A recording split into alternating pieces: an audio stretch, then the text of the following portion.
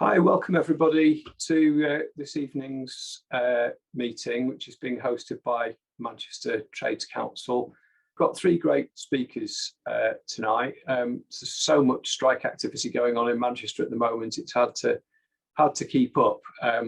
So we've got, first of all, we'll have Alice Brockway, who's from Manchester Met University, UCU, one of the three Manchester universities on strike this week.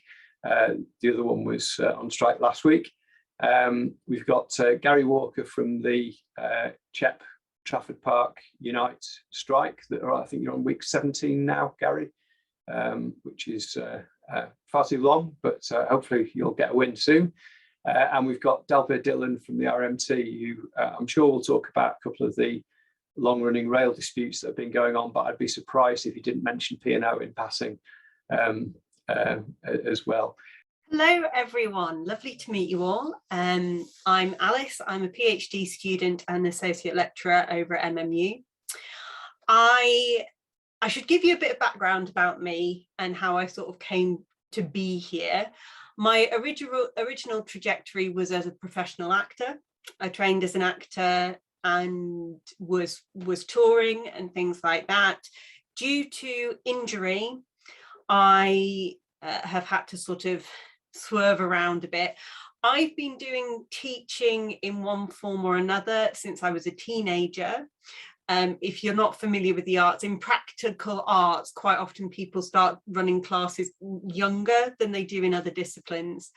So I've got 20 years educational experience. I made the move to come and do a PhD and to start looking at HE work about 5 years ago. It's a part-time PhD, thinking this would be a safety move. Yeah. This month, I find out tomorrow how much I'm getting paid because the university has buggered up my contract again. I have not got a contract for the teaching work I'm actually doing. I did not get an interview for a job I am covering without any explanation. I am being told now that despite the fact that my colleagues are doing what's called double teaching, which is excessive, to do it realistically, if you're really working to high standards, for instance, the project I'm on at the minute, although it's 12 hours contact time, to actually do the prep work and to make sure it's to standard, I've already done I would say about 4 full days extra that I'm not going to get paid for. I have never been as insecure in my work as I am now, and that includes working as a professional actor, which really should put things in perspective for people, because being a young professional actor out of drama school, you think of it as just dreadful, but nowadays I'm also contending with EDI issues, invisible disability and complex caring duties. Again, as part of the safety move, I thought, okay, well, let's go into a sector which has duty of care built into it. I would deeply question how well that is handled. So that's kind of the picture. From my point of view, as someone who has been in and around education my whole adult life, one way or another, I just keep going into this environment thinking not only do we not deserve this, but neither do the students. We've got students paying £9 grand a year, and believe me, they're all paying £9 grand a year. This old idea that some universities would be £5 grand, absolute nonsense. They're all paying £9 grand a year. They get less. When I did my degree, my first degree, we had 3 terms and we had contact time throughout. We had one-to-one time. Nowadays, they get 2 terms, they get less one-to-one time, and their seminar groups, the biggest one I've had was 24 for an undergraduate seminar group. Now, to put that in context, in my experience as a teacher, to do comparable work, if I was running the course, I wouldn't have more than 12, maybe 15 at a push. Everywhere you look, they are cutting corners. Workloads are horrific. Associate lecturers like me, who are on sort of flexible part-time contracts, we're basically being put on 0 hours contracts. And those of us in early career academia are being denied our trajectory through progression. So you can't get the experience to get the other jobs, which means it's becoming a really nasty closed shop. It's becoming a bit of a boys' club. There's issues around pension, there's issues around staff well-being, there's issues around all kinds of EDI, gender pay gaps, race pay gaps, treatment of people with disabilities. And in terms of the treatment of disabilities, I can tell you it's not good. The management over COVID on all sites around Manchester has been horrific. I've been personally denied a reasonable adjustment for no good reason. That had to go through the union to be dealt with.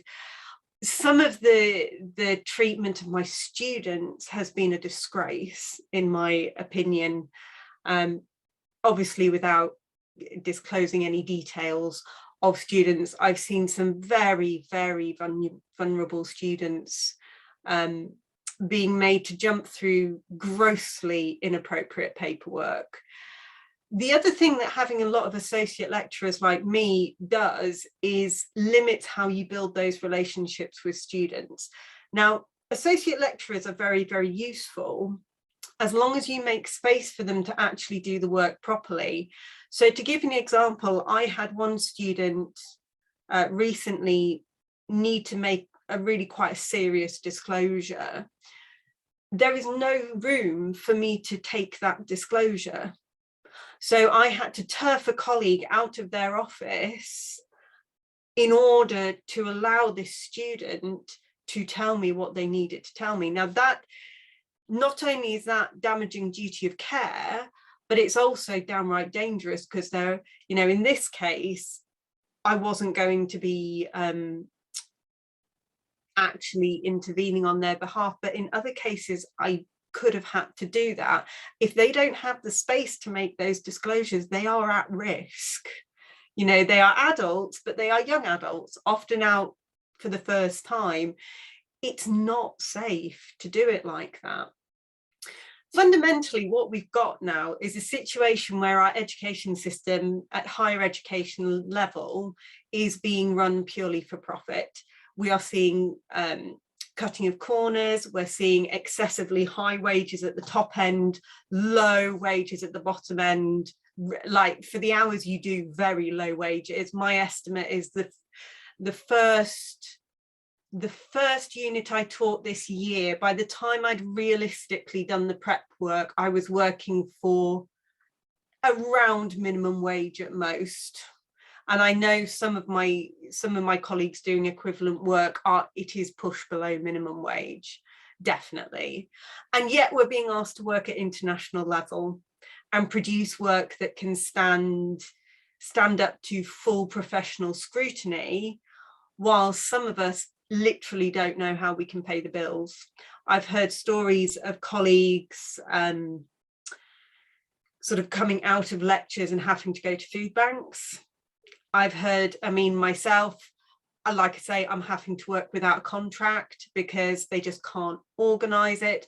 And this is not just this institution. It really isn't. I've heard things from all over the country, similar problems over and over again. Going back to the making it a profit-making exercise, in one university, I can't remember which one, they had a bank that was investing in the university, trying to dictate who could and couldn't teach there. Now, I'm sure you can all clock the political problem with that, but that's essentially what's happening. Fundamentally, higher education has been privatized and it doesn't work.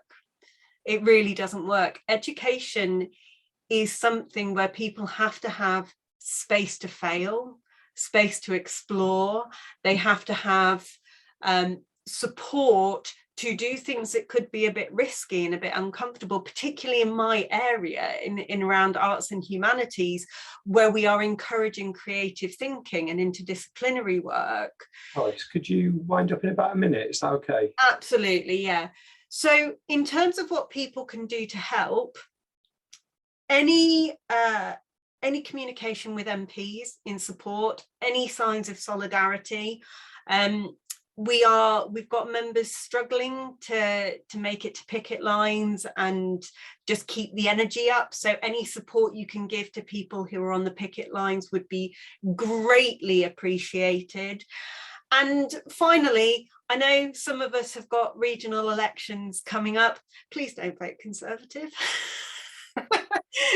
Because I don't tell people how to vote, and I know all these parties are broad churches, but at the moment we can't take any more of this. Yes, hi everybody. I'm just going to give you a quick, just going to follow Alice's MO really, and just give you a quick background check on myself, and just about how we've got to where we've got to. So ultimately, I mean, this is my second time that I've worked for the company that I work for, CHEP UK. I've got 10 years service. I worked there in my early 20s, and then I came back. I've been back about 7 years now. And the job that we do, the company, they tell us it's an unskilled job. It's far from it. It's far from an unskilled job. I mean, I don't believe any job's unskilled myself personally, but they'll tell you it's an unskilled job. It's a very physical job. It carries a lot of issues with it, a lot of upper limb disorders, a lot of things like that. Mental health. We have quite a lot of mental health problems within the depot as well, which are not being addressed by the company. And year in, year out, we've watched the company turn over vast profits, and the payoffs that we've had have just been derisory. Now, me personally, I mean, this is my second time as a rep. The first time I came in, I think it was 2020, and I seen a lot of problems that a lot of lads had for a long time, which I tried to tackle, and I was fighting a losing battle on my own. And we ended up getting into a little bit of an internal battle, which ultimately I kind of lost because I ended up quitting the role. So I went back to just being a member, and then so there was a lot going on in the background that I wasn't involved in initially, in terms of pay talks and stuff like that. So the offer that came in during 2021, I was involved in the pay talks in 2020, and we nearly got to a strike then, but we never ended up coming out. During the pay talks in 2020, with it being a bad time throughout COVID, we kind of understood the company's argument. We was in uncertain times, and we was going through a pandemic, and with us being key workers as well, they like to use that to bang the drum against us, to see, you know, how important we was and we needed to be in work, blah, blah, blah. They led us to believe if we was to come through these uncertain times, there was going to be something there, you know, pot of gold at the end of the rainbow sort of thing. So when 2021 pay talks came in and the offer of 1.8% came on the table, it was just literally just out and out anger. So after a lot of deliberation, we ended up going out. I mean, the best we could get them up to was 2%. The offers that we was asking for was 5.8%. Now, for the job that we do, we think that's fair. We really don't think that we was asking for a lot, not for a company that's turning over £360 million. So, and a global company, by the way. So we thought we was being fair. Now, it went on and on and on, and ultimately we took the big decision to come out. And we've now been out. We're coming up to week 18, which I think is the longest strike in Unite's history. Now, like I said, the job's a very, very physical job, and you've got people going off with upper limb disorders, you've got carpal tunnel, you've got vibrating white finger. There's so much to it that they just don't seem to acknowledge that the hard work that you put in, day out. So ultimately, we made the decision to come out. Now, nobody envisaged that we'd ever be out as long as we are. Like I said, we're coming up to week 18 now, and one of the manager's comments just before we came out was we wouldn't last a month. Now, we came out on the 3rd of December. Now, I wanted us out in early November, so we hit them for the Christmas trade, but we just couldn't do it. So we got out early December, and we didn't think, we thought we'd have them in the first 12 weeks, and then we ended up having to ballot again, but we was quite prepared because the company are very, very quiet over January and February, quiet times. That's why I wanted to hit them in early November. So we got them for the Christmas rush, which we didn't manage to do. So ultimately, they could sit it out in January and February. We was kind of prepared for that because they'd obviously put contingency plans in place to offset. Plus, it's a very quiet time. So anyway, we reballoted after the 12 weeks, and then the actual share went up from 74% of what it's originally to 94%. So we had a strong mandate. Now, we've gone through pay talks, and this is a key point, this now, because we felt like we was nudging them up with the offers. Now, on the Monday just gone, well, last Monday, there was meetings that took place, and the company alluded to a deal on the table. So last week we really thought we had them. We thought, right, we've got them now. We've got the offer on the table, and we thought we was going into accept. Now something's gone on, and I don't know why they've taken this decision, but they've decided to pull the deal off the table that they put on the table last Monday. So we've gone into the meeting yesterday on Monday morning, and it was nowhere near what was discussed last Monday. And all it's done now is it's just angered our lads now, and the lads are like, right, so we're literally coming up to a period now where we're going to have to start preparing for another 12 weeks.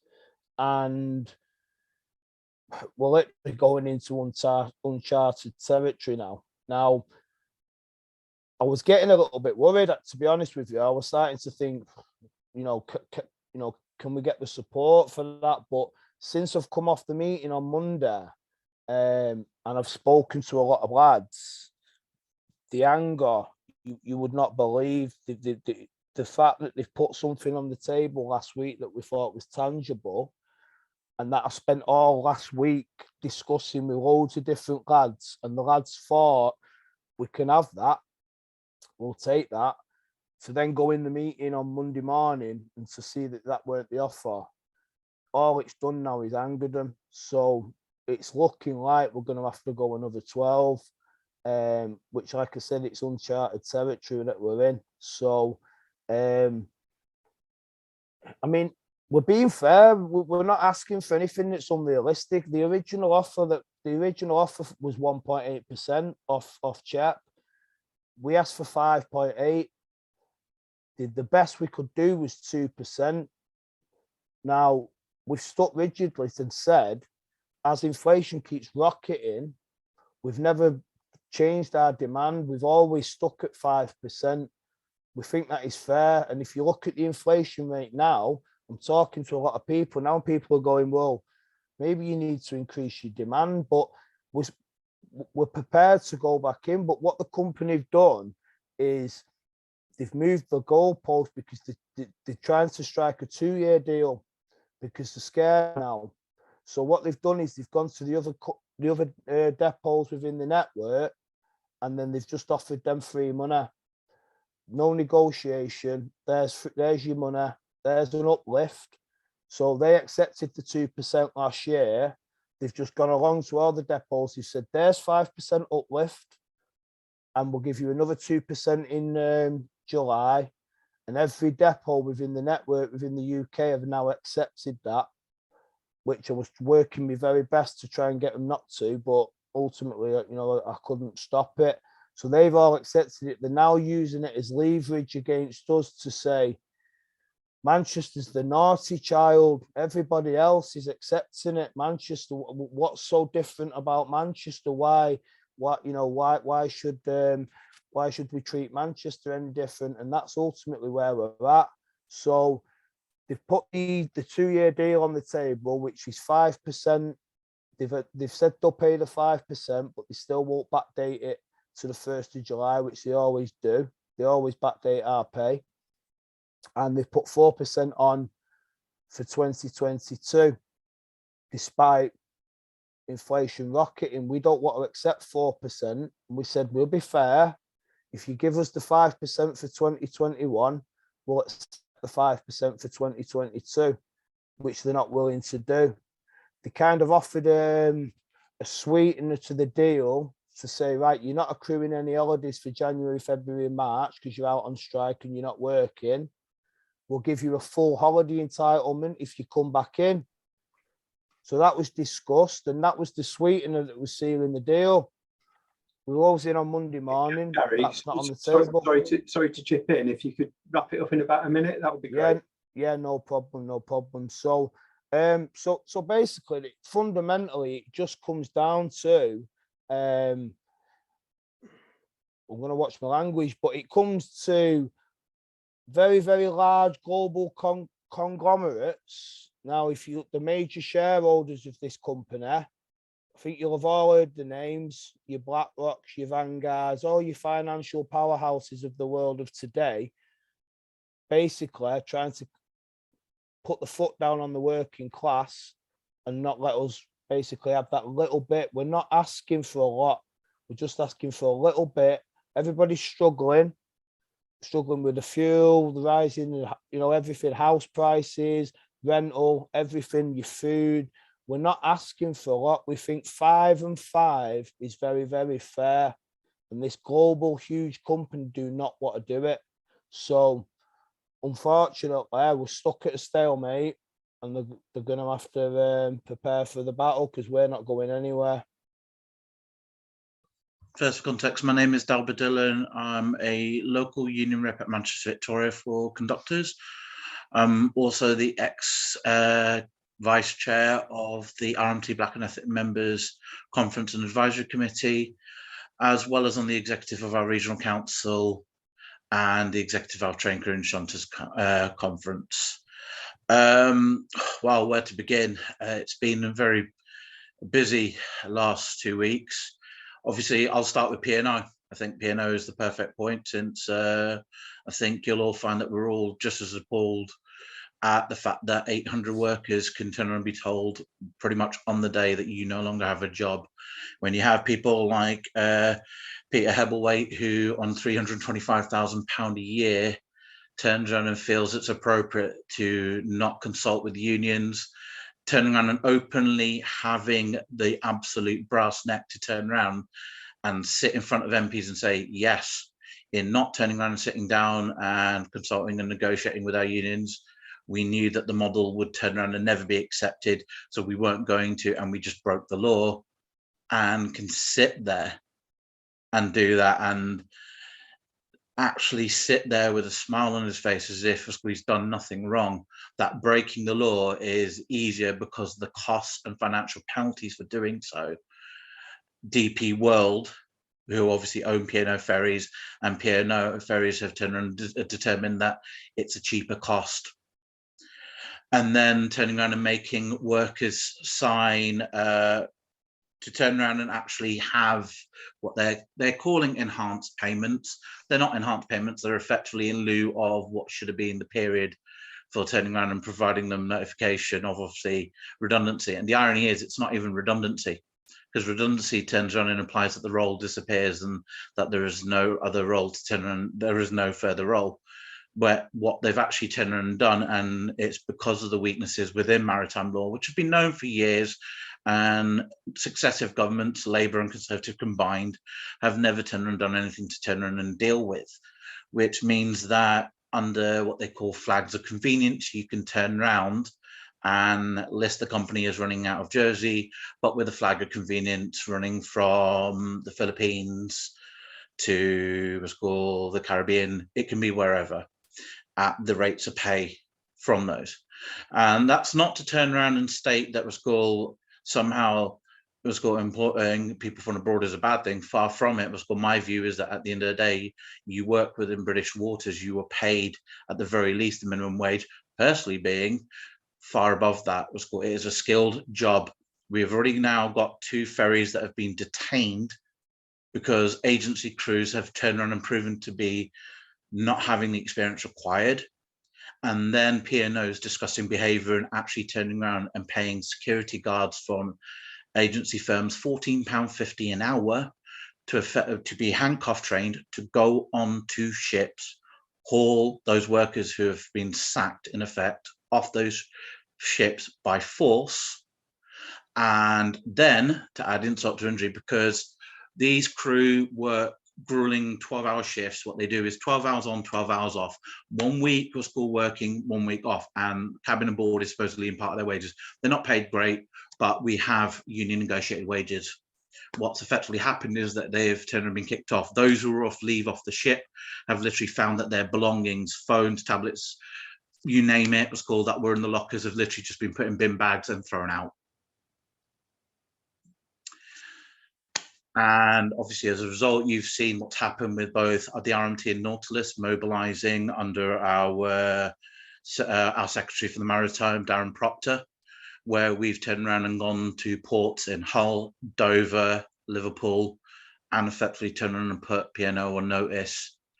The problem is, we've now come to a position where we can't rely on anything that the government turns around and says, because when you've got Grant Shapps, the Transport Secretary, turning around and saying that he's shocked and appalled, yet having meetings with DP World, where he's turned around and said that, well, we accept that there are costs of doing business.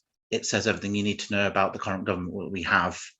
So with the P&O, it is going to be an escalating dispute. At the end of the day, we are hoping that things will change in the legal framework. There is some legislation being brought forward, I believe as of today. It's not going to be enough, but it's a start. And we will just see where we go. We will protest those docks. I've been the docks at Liverpool twice this Saturday. In fact, we were actually there holding our Black and Ethnic Members Conference. We turned around and went and blockaded the port there. And we will continue to do so, because sometimes direct action is the only answer. We then have a dispute currently going on at Transpennine. Transpennines one is actually a very kind of unique situation.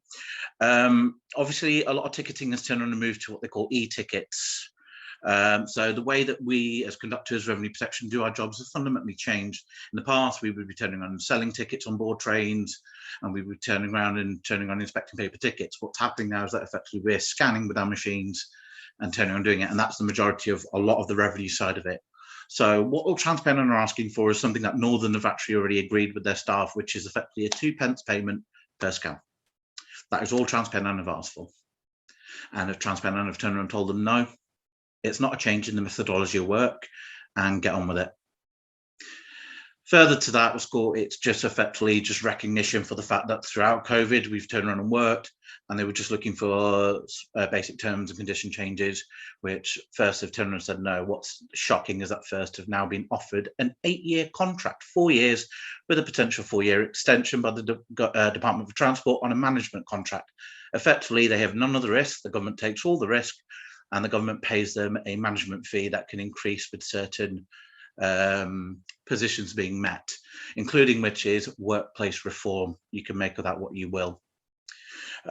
We also have issues across at the Merseyrail, where sadly because of what's happened over there, we've now had to accept that 80% of their guard staff are on fixed term contracts because they've been hiring guards into fixed term contracts. Those guards will come on to full-time contracts, but to accept that, we will now have potentially any new entrants on lower terms and conditions. It's not great, but that's where we stand at the moment. And then the Northern Guards dispute. Obviously, we were on strike on individual days over a period of 2 years. It's still ongoing in regards to discussions. Those discussions have been under the auspices of ACAS, and pretty much those discussions are being still kept to this day hush-hush. All that we know is that a final deal will be put in front of us, and then we will turn around and get a choice to either turn around and agree to it. If we do not, we're back out on strike. So the role of the Guard and DOO and safety of passengers has not gone away. It's just still ongoing underneath the surface. But that leads on to the future of the industry, especially for railway. Sorry. At this moment in time, we are under something called the Rail Industry Recovery Group. During COVID, the government has turned around and stated that it has had to put in billions of pounds into the railway to keep the railway from collapsing because of the privatised model not being fit for purpose. The franchise model was never fit for purpose. We've always turned around and argued that a nationalised network would be the answer. But obviously that's anathema to a Conservative government. A Conservative government is never going to accept that it made a mistake in privatising the railway in the first place. You know, a step that even Thatcher didn't turn around and want to do, yet Moscow Major turned around and did. So as it stands, the Rail Industry Recovery Group is effectively the 15 train operating companies and the Rail Delivery Group, who is the body that acts on behalf of the train operating companies. And the scope of this is looking into working practices, pension reform, and what's called duplication of staff, methodology. There is currently, unless there is an absolute need to hire from outside the industry, an effective freeze on outside recruitment. And what's called, they are looking to what they called methodologies of work that bring cost savings and efficiencies. We've seen it from external agency contracts and external contractors where staff, we believed that our Carlisle Gateline staff would be brought in-house. That has now been reneged on, so we are now potentially in dispute there.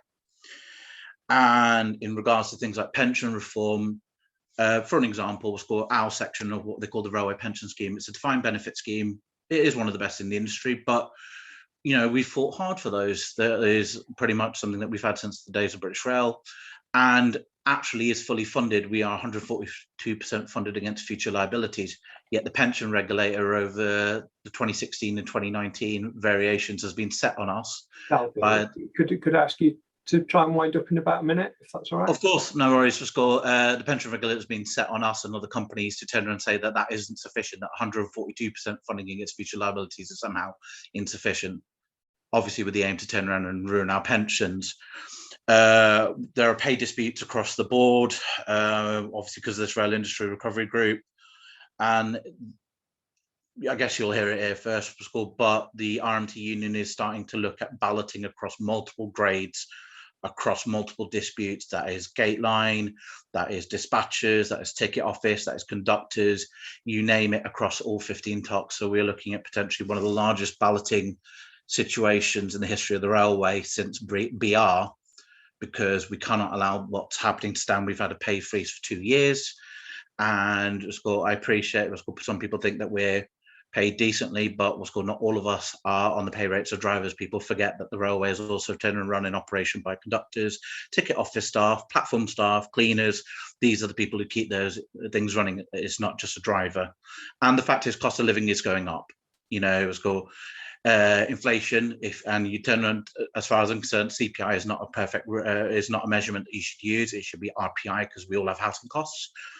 8.2% this year. Currently, at the current moment in time, cost of living is going up, gas and electric's gone up, fuel costs have gone up, and the fact is, and food costs have gone up.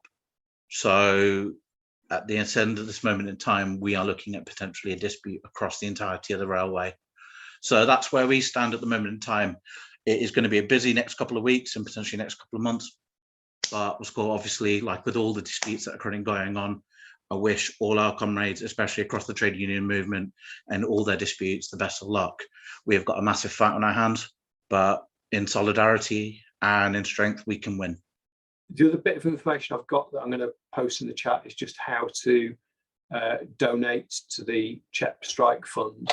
Because Gary was very bashful about it, but of course, having been out on strike for that long, continuous strike action, despite UNITE's excellent strike pay, that is really biting with some people. So any support that people can raise for that will be really, really much appreciated, I'm sure, particularly as they're going into their third 12-week ballot, which is quite amazing. I saw Alice had posted a question actually for Dalbir in the chat, so we can kick off with that while people are thinking of other questions, which is P&O have done versions of this before, haven't they? Yeah, P&O World have done this before. Effectively, DP World turned around and bought P&O at the time for what was considered a high price of around £3.3 billion. A lot of people thought it was 70% above what was then considered the market rate. But effectively, people have to forget that DP World actually care about it as a ferry service. It's not about the ferry service. It was always about access to the ports, namely the ports, what are known as the Thames and Solent, the first current free ports, London Gateway and Southampton. This was always about turning around accessing the ports. But P&O have turned around and had form for turning around and doing this across what's called previous past disputes. And it's always been about the fact that maritime law is actually very weak. We've got negotiated positions and agreement that have turned around and gone above and beyond maritime law.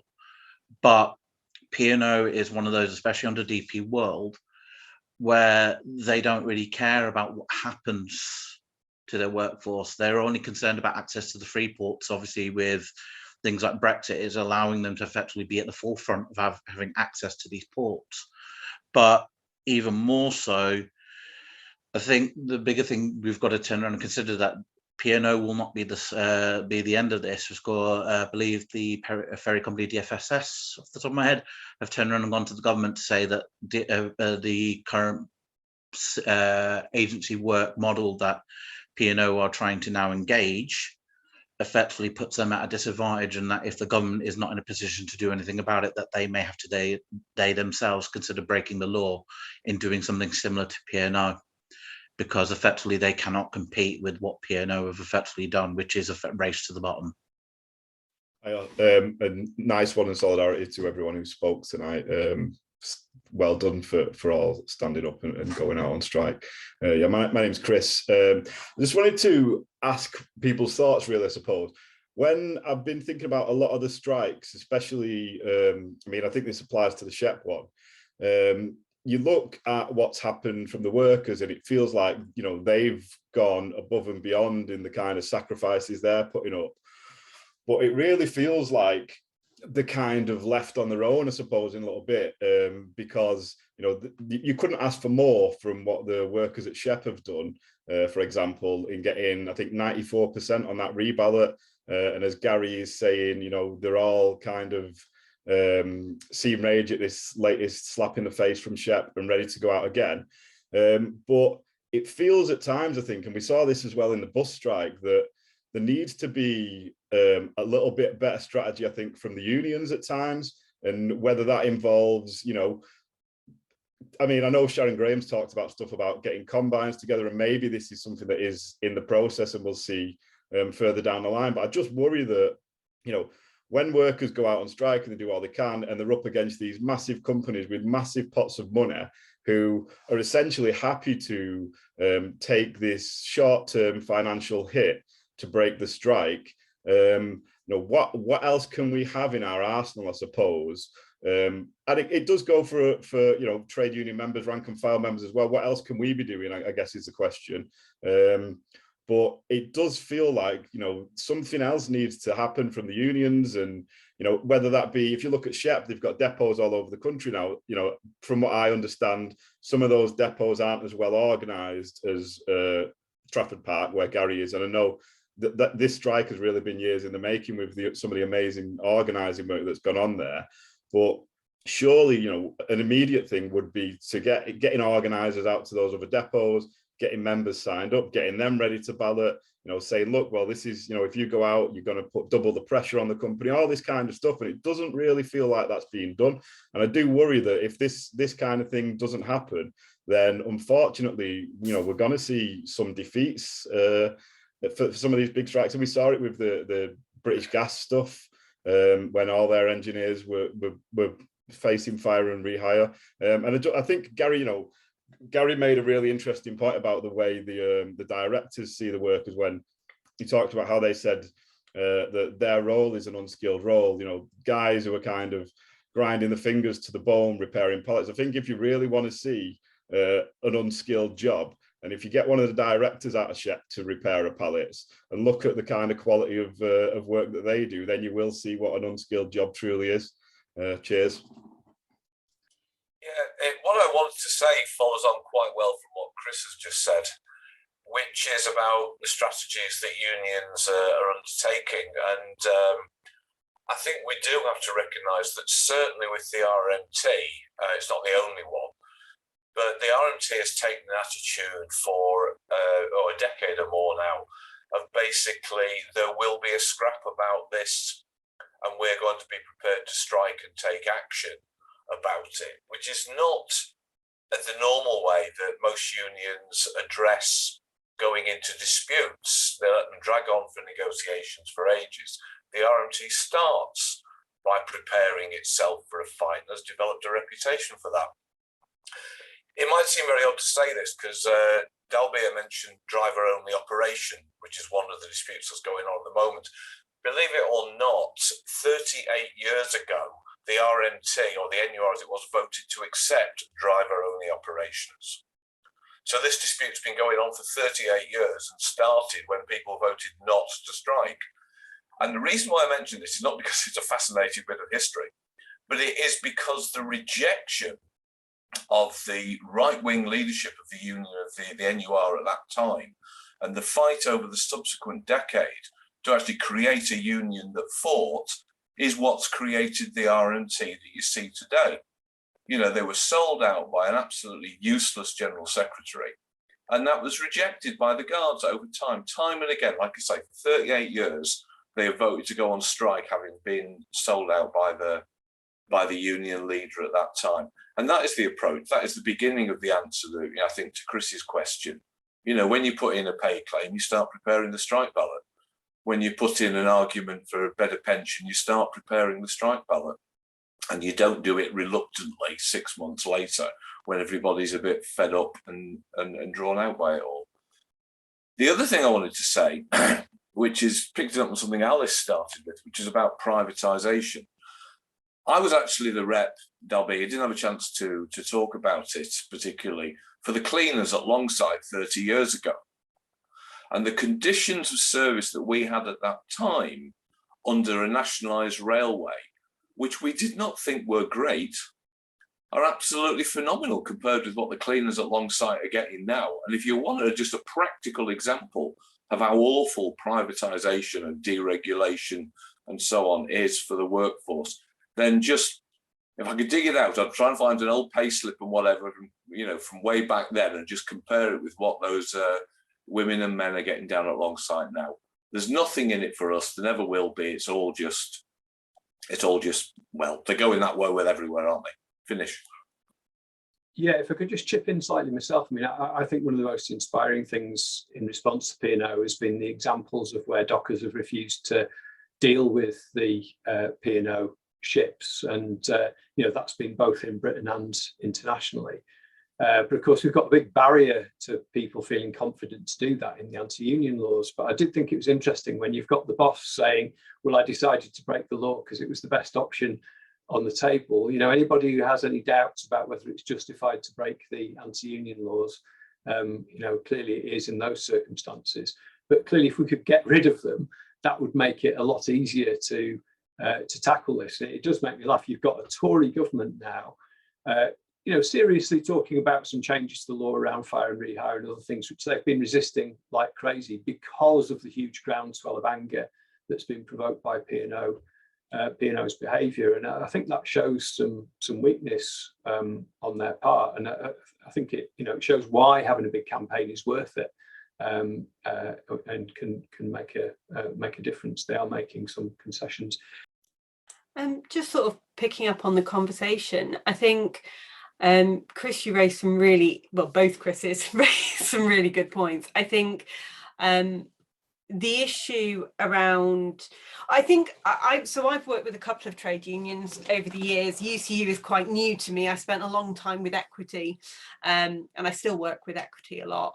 One of the big problems we have in terms of holding the line and making sure policy is sort of upheld and that people support action is literally lack of information about trade unionism, and educating particularly our young people who, theoretically have the information in schools, but not necessarily at all. I think organisation from the top, the unions I've come into contact with are often quite outdated. I think UCU is suffering from that a little bit at the minute. What HQ is doing is not translating to the front line, and because the way universities work, there's a lot of people who are not unionised. There's far too much strike breaking. People like me who are on perhaps not union members yet, being sort of pressured to cover work, so it reduces the impact of a strike.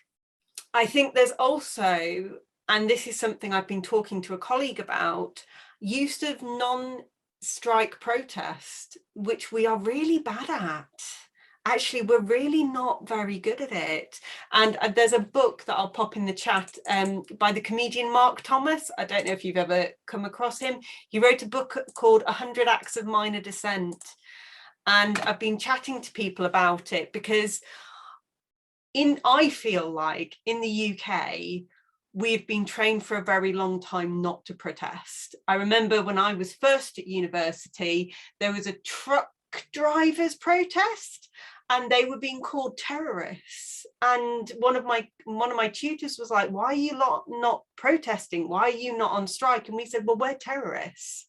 You were freedom fighters when you did that. We're terrorists. That's what we were being branded.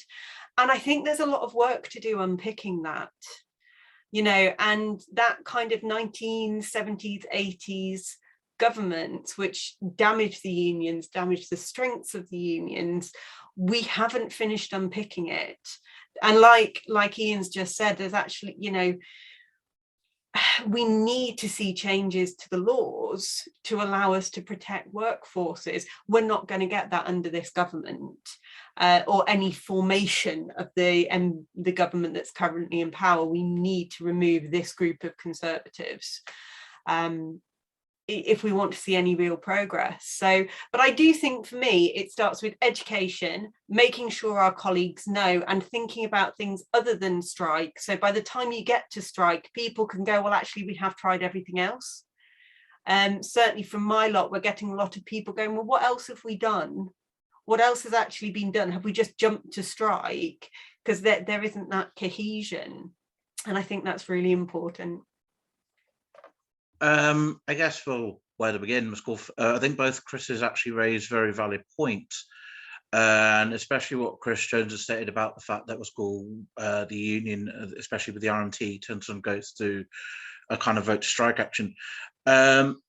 It's a case that we've always believed that if you turn around and put forward, at least start looking at ballot matrices, make sure your information is in order.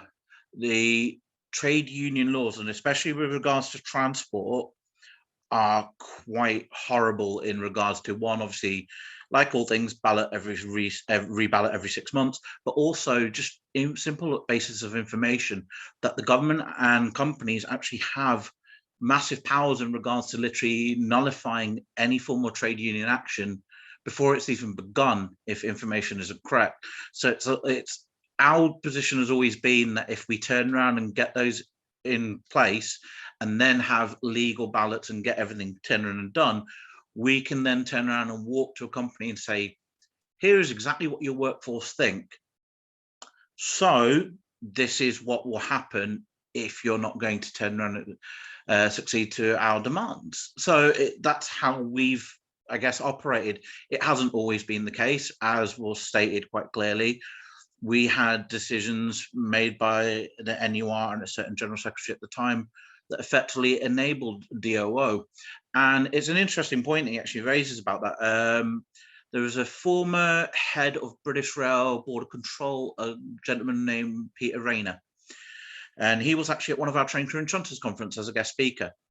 And when DOO was first turned and envisaged, it was nothing to do with passengers, passenger safety, security, it was called people's rights, disability, you name it. Nothing to do with that. It was purely about operational running.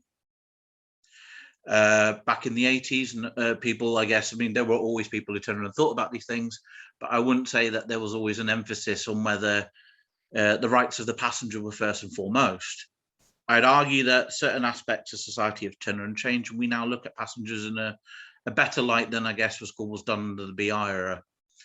But obviously, the other side of that coin is privatization has allowed fragmentation within our industry, especially.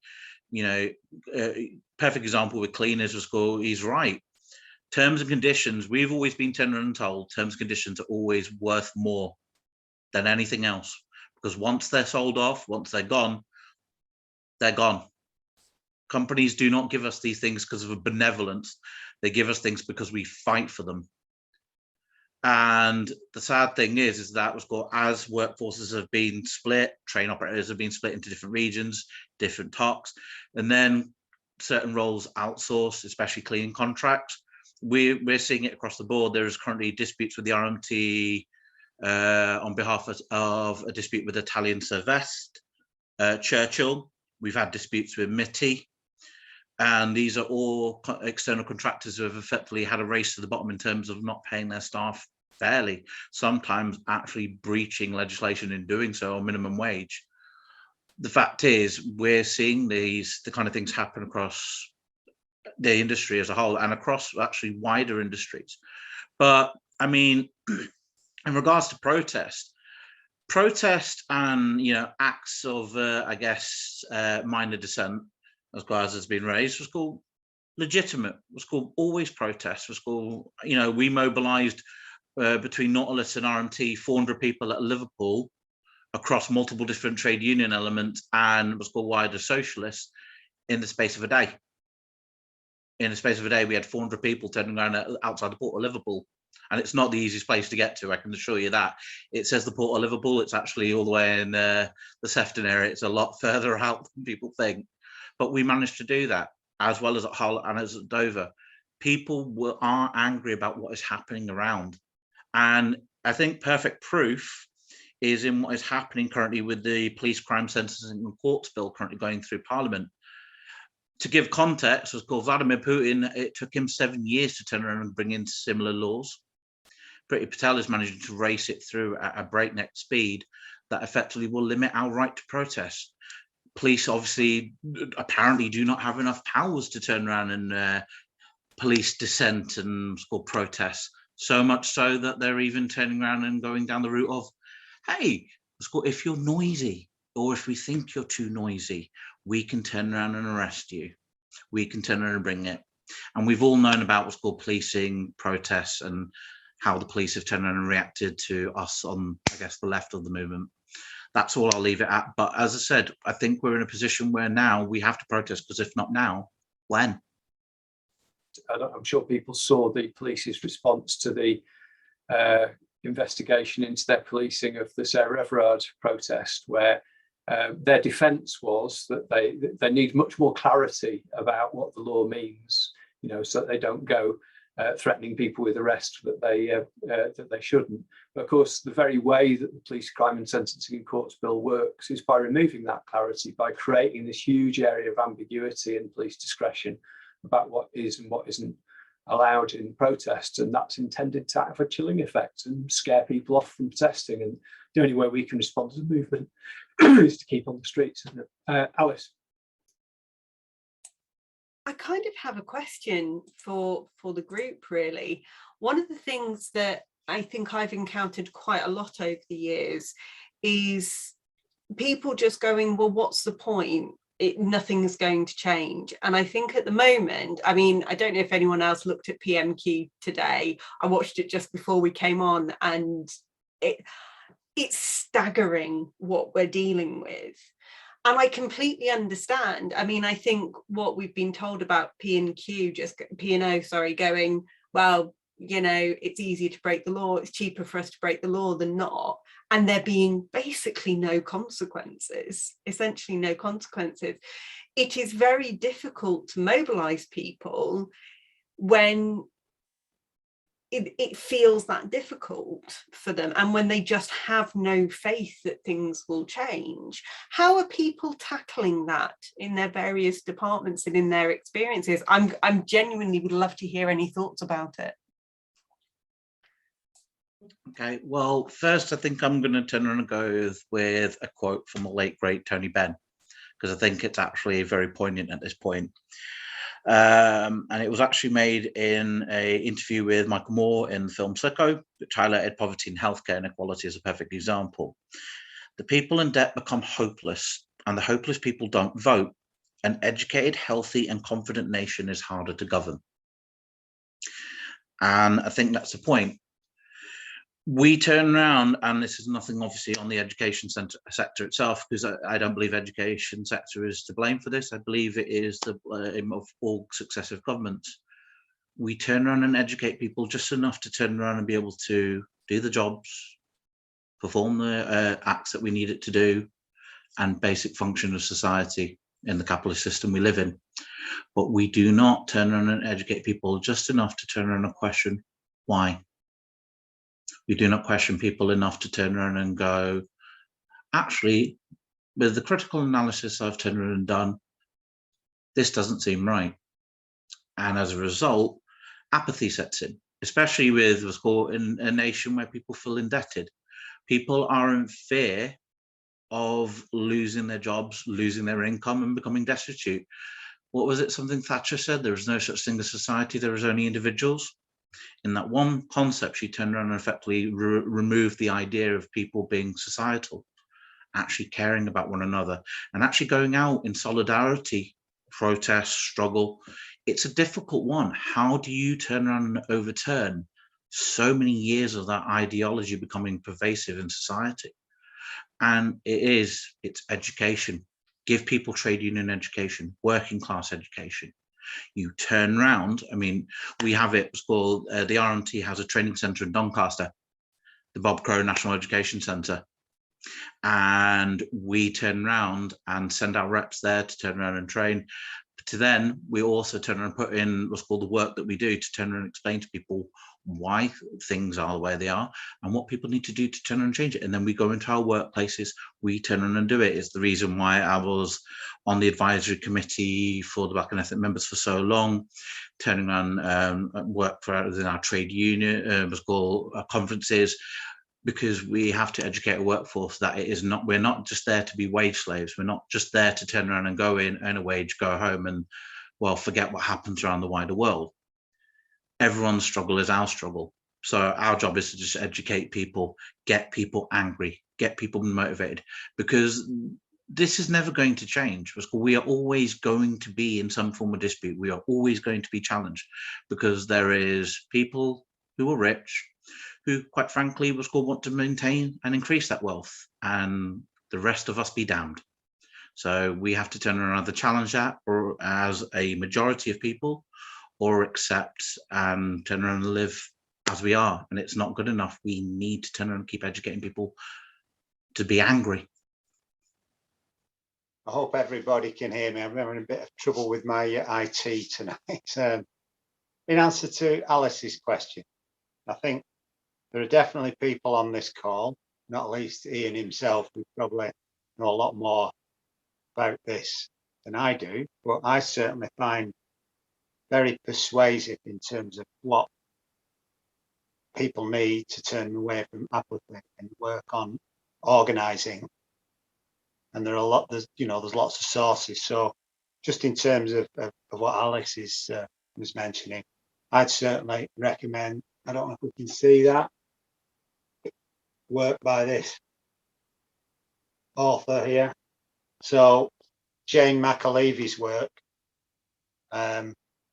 all her books and all her talks and all the organising that's done, the courses, the organising power courses, which I know the UCU are very keen on. I don't know if you've done those or looked at those, Alice, but I think they show that what gets people away from the apathy or the perception of apathy is the belief in having unions that are, well, not unions, but they themselves can make their union into an organisation that wins for them. And it's all about the winning and having a strategy, which I guess is related to what Dalbir was saying about, or others have mentioned about the RMT looking to organise and fight first. And I think the UCU seems, from looking at it from outside, or at least parts of it, just seeing Chris's comments. I think, yeah, let's let Ian do that. That'll be much more interesting. Yeah, so I'm someone who's been on strike with UCU. I'm a researcher. Just on the sort of discussion we're having about people's confidence and that sort of thing. I suppose my reflection on that is the pensions part of our dispute really has been going on for at least 4 years, and about 4 years ago we had some very big strikes, and we had a union leadership that was quite prepared to sort of stop strikes when they started to become interesting, started to achieve stuff. And I think in a less dramatic way than what happened to the RMT, perhaps, that there's been a bit of a rank and file resurgence of grassroots organising in branches. And that's the thing that's led to quite fairly sustained strike action over the past sort of since then. In terms of, like, I suppose what we've got is our biggest barrier to winning really is whether or not the students support us.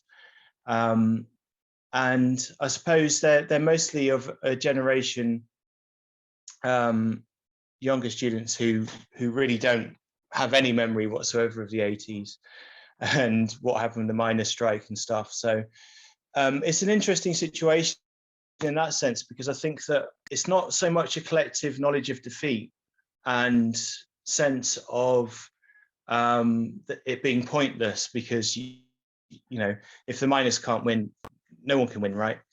It's more of a case of just not having much experience with trade unions or that kind of collective organising. I think on the other hand, though, I think it's not quite right to say that people aren't educated. Actually, there's more people going to university now than ever before. The issue is who pays for it and what kind of quality of education you get. And certainly, at least in terms of the students at picket lines, those that you can get to stop and talk to you, I mean, I've not had anyone say that we shouldn't be on strike, and I must have spoken to hundreds of students over the past 4 years. Not a single person. Okay, you get some people that just walk past, but I think when you do actually get a chance to talk to people, they completely understand. It's just that they don't have much of experience themselves.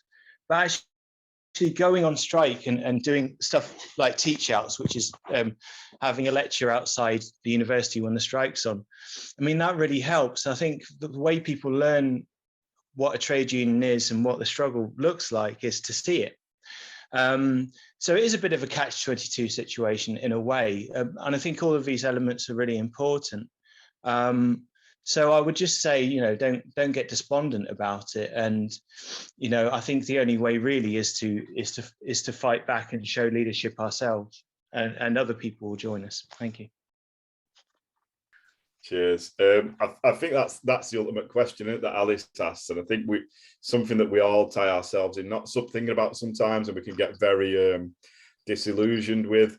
But you know, I think Dalbir made some really good points about like where we are and how society has changed. To, you know, we're all meant to think of ourselves as powerless and individuals, but I actually have a little bit more optimism, and just purely because, like, for example, I work on a bulletin that covers strikes, and we started doing that 2 years ago, and we'd release it every 2 weeks, and then now, and there'd be like 8 or 10 stories every 2 weeks, and now there's like 20 stories every week. So we are seeing, you know, nationally, certainly, and I think internationally as well, workers are fighting back. Workers have had enough, and this is going to intensify because of the you know, another crisis of capitalism that we're seeing. The question we have, and which is worrying, is, well, a couple of things really. One is, like, how far do people have to be kind of pushed until they fight back, and, you know, what are the consequences of that? Because I think, you know, there's some brutal times coming down the line for a lot of people who are, you know, certainly at the bottom of the economic ladder. But, you know, I don't know, I guess things like this, you know, the resurgence of, I mean, trade union membership is on the up again, finally. It's not a massive surge, but it is coming back. And I think, you know, we all have to work out. I mean, if I look at recent strikes, there's a strike near me in Whitefield, Polyfloor, a GMB, and, you know, they're not necessarily militant, they're not necessarily political, but they'd been pushed so far that they fought back, and that keeps happening. And I have a little bit more faith that actually, you know, some point soon, hopefully more people will realize that, you know, we do need to mount a serious fight back. Thanks, Chris.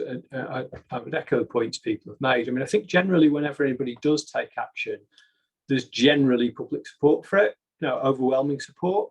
So, you know, we haven't seen like crowds of people saying the P&O boss was spot on, you know, and pretty much every strike has majority public support. It's very, very unusual that that's not the case. I think we can also look at the fact that unions tend to grow when they fight. So pretty much every union that puts up a fight sees members coming in. I mean, the most stark example of that last year, I think, was the National Education Union, the NEU, when they put up a fight about schools reopening before it was safe. They recruited not just tens of thousands of members, but thousands of new reps as well, you know, really grew qualitatively in terms of their kind of activist base and grew their organisation. I think the other thing to remember is that at the moment, at least, people do generally win something if they fight, despite all the weaknesses on our side. And I'm not saying people win everything they're asking for all the time, you know, and sometimes we lose, but generally speaking, people win at least something. And the challenge is that that's not generalizing. So it's not the case that people are going, there's this big, really high profile win that everybody knows about that makes them think, oh, I want a bit of that. You know, which is what has historically happened from time to time. You know, so if you look, you know, 50 years ago or something, people heard about people winning stuff in other workplaces and thought, yeah, I'm having some of that.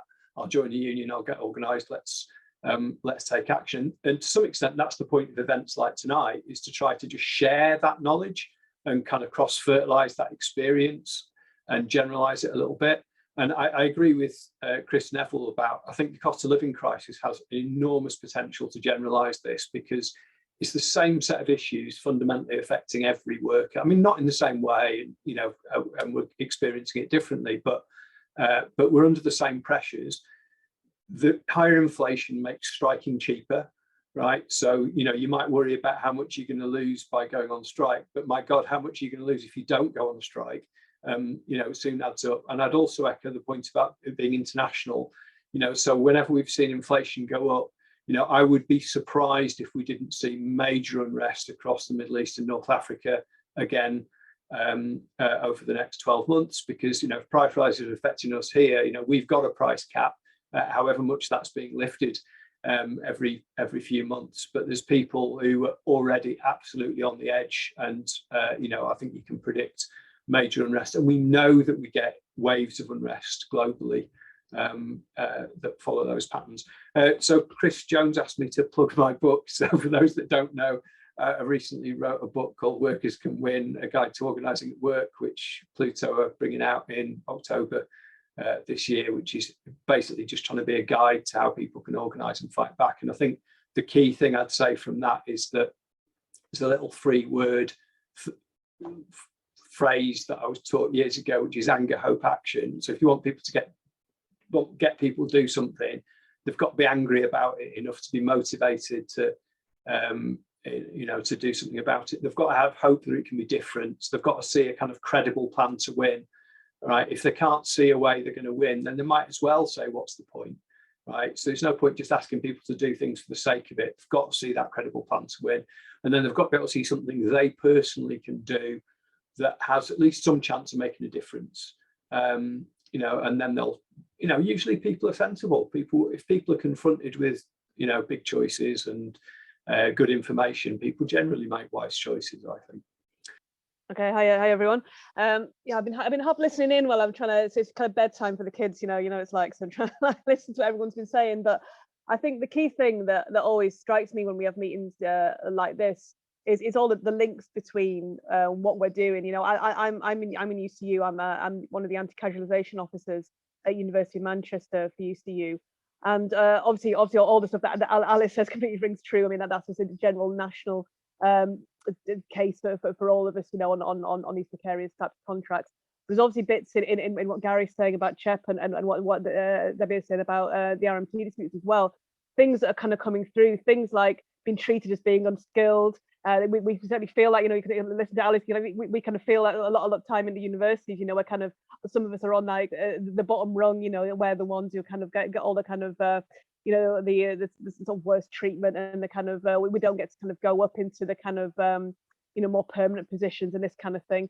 And I think there was mention of like some of the transport workers being like things like fixed term contracts and that kind of casualisation that we feel a lot of the universities, that's obviously something that I think is felt in a lot of different sectors, and certainly with the rise of the gig economies, it's a big kind of issue, and all those links are really, really important. I think one of the key things going forward for all the disputes locally really is this linking up, is this learning from each other, is obviously meetings like this online, but also kind of going down physically to support each other on the picket lines. I've been down to CHEP a few times. Gary came out to Salford last week, and we got water thrown on us from the tower. I think you missed that bit, but it was quite alarming. And I've been down the RMT, taking some people down from UCU, and I think that sort of solidarity is really important. And obviously that things are been difficult during COVID, hasn't it, to kind of keep in touch and do that. But when things are like slightly opening up a bit, and obviously a lot of the things we're doing are outside and getting along and speaking to each other, and that's really important. One of the things I've been able to do, certainly in local negotiations that I've been doing with management, is bring up the kind of examples of local disputes that have won things, and being able to use them then as examples to say, well, so and so's won this, and so and so's doing this. What are we doing here at the university? How can we make things better on that basis? And then that's been really important and really powerful, and learning from that, from word of mouth, basically, being able to bring that into our own struggles. I think that's something that we've got to do going forward. I think in terms of whether people feel that things are going to change and think that there's what's the point kind of thing, I think doing that on a national and international scale is really important as well. Looking at where the wins have been. Certainly locally, we're talking about the first bus drivers, the one recently. We talk about the go-ahead drivers who kind of fought back against fire and rehire. There's big strikes, and I do point to CHEP, to the strike, and say, look, maybe we'll end up doing something like this. This might be what it takes to win. Here's an example of some workers locally who have gone out and done that. I mean, able to raise all these wins, certainly on things like pay and all these pay issues that are coming forward. I think that's really important. I think the other key thing that we're seeing as well is kind of a change in some of the unions, some of the big unions. We've seen, the election of Sharon Graham and UNITE. That's been a big boost for everyone in the workers' movement, to see somebody like that leading, and the sort of things that Sharon Graham is saying, and listening to her down on the Coventry, the bin workers rallying at the weekend, and saying, basically putting the Labour councillors to rights, saying, this is not how you treat our members. I think that's a great boost for all of us, I think. As well, we've seen movements in other unions. I think there's been a bit of a change in Unison in the NEC and things like that, and we've seen some changes even in our own union in UCU. Some people getting elected to the NEC that weren't there before, that I think are going to make a real difference. So it's slightly key to seeing that as well. But I think there's it's going to be hard, isn't it, with the cost of living crisis? It is going to hit hard, and it's going to hit quite suddenly. And I think that we have to try and avoid that kind of despondency, don't we? And pointing to things where people have won, and having a strategy is got to be really, really key as well. I think, as has been said. I think one of the last things I'll kind of say really is an appeal, I guess, for those of us that are on disputes, for strike funds, basically. You know, I think there's a bit of a kind of shyness sometimes to just ask for things like that, and I think we have to stop that. Basically, all the disputes that are going on at the moment in Manchester are all going to have a big impact. You know, our UCU dispute is going to have an impact on the sector if we don't win on our full fight disputes, on our pay and work on casualisation, and you know, we're rebalancing on the pensions. You know, again, the pensions is a big dispute that feeds into other sectors. If we lose on all those things, as a knock-on effect for all of the workers who are in the public sector and the private sector, so our dispute matters to everybody else. You know, the CHEP dispute matters, the RMT dispute matters to everybody else, and we need the funds. We need to be able to sustain what we need to do. We need to decide our action, decide our strategy. Then we get the funds, and we make sure we can do that strategy. We don't do it the other way around. You know, we have to do the strategy first, then we get the funds, and it's the whole Labour movement's responsibility to make sure that we have those funds. So that's a direct appeal for everyone here who's not on dispute to go back to your trade union branches, go back to your organisations. Please give us some donations, give us some strike funds so that we can keep going on these disputes that are important. Thanks. Thanks, Fiona. I really echo that that last point, and not, you know, ideally not just donations from a branch fund either. I mean, the best thing you can do is a collection amongst your workmates, because that involves talking to your workmates about a dispute, you're educating them about what's going on, and you're hopefully breaking through some of that feeling of helplessness that people have by people learning about other people fighting back. So just backing up Fiona's point, it's not, you know, solidarity is not charity. It strengthens the giver as much as the receiver, you know, because it's actually about helping everybody win by helping the people who are on strike win and learning from them as well. Yeah, I'd just like to apologise for having to cut off before. The life of a strike is pretty much 24/7 for me at the moment. So I had to take that call. It was quite important. I just wanted to basically kind of just speak from the heart, really, because, you know, I address these meetings and I try and give as much information about my current thingy, but I never really sort of speak from the heart. But I'm just going to have a little go, and I'm just going to say something about I lost a bit of faith. I lost faith in trade unions, and I lost faith in basically believing that there could be a change. And I was stuck in a rut. I was going to work and I was just trundling along. I was on nights and I was getting up and I was just going to work and I was just getting on with my family life, and I just a bit frustrated with my workplace because I didn't think that the lads they'd have the moans, but they'd never do anything about it. And I didn't feel that the union was doing enough in my workplace. I know, you know, the union's the lads, but I just never felt that there was any support. And I just, like I said, I just lost that faith. And then, I don't know, something sort of reawakened that faith. Like I said to you before, I actually resigned my union role because I just didn't I felt like I was going around in circles. And then COVID came along, and then a lot of anger got stirred up within the country. And then what's aligned with COVID is this cost of living crisis as well, and they want us to pay for it. We've had 12 years of Tories, and we had austerity, and just as we thought that was done with, then COVID's come along, and now we're back paying for that again. And I didn't really know, as a rep, and that, even though I was a rep, and I didn't really know when we came out on strike, and I didn't really know all this mass trade union movement. And I've had people down at the picket that I've met and been introduced to, and I'm now on air tonight, and I've been on so many Zooms, and I've spoken in front of MPs, and I've even spoken at Piccadilly Gardens, and I've just learned so much in 18 weeks. I've been on a crash course, and, you know, I've met Chris Neville, and I've become good friends with Chris. We met up on Sunday, and we had a bit of dinner and a pint.